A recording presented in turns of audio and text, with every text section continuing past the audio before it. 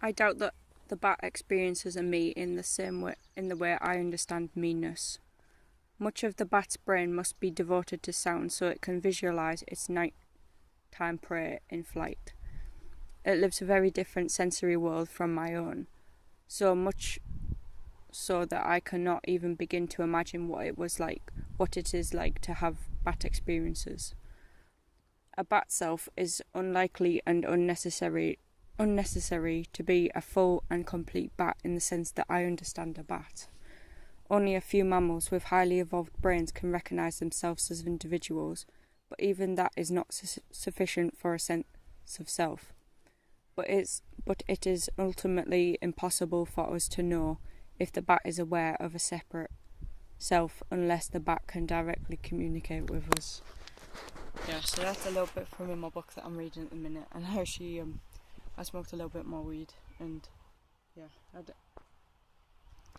don't know if that's going to make any sense, but I don't know, I was just like, whoa, it's like we can't understand what it's like to be in another animal and how they see the world, and if the world actually is the way it is, because like we can only ever get the human perspective, and we can like do all this research on a bat and look at the way its brain like works and all this stuff, but we still can't see through its eyes.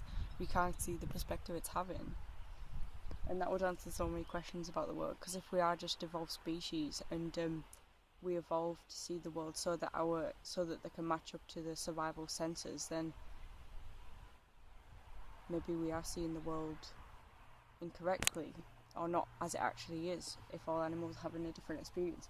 But perhaps that's arguable because humans are obviously quite far along in evolution, and because we don't need our survival needs to be met as strongly instinctively as we used to, like, because now we've got houses and we've got a safe environment and we've got this big system built up around us which sort of like takes us away from our natural human essence, and so maybe we're getting closer to being able to see the reality the way it is. Maybe a few generations ago they didn't see it in this way. Maybe in the caveman era they didn't see it in this way because we would have had to have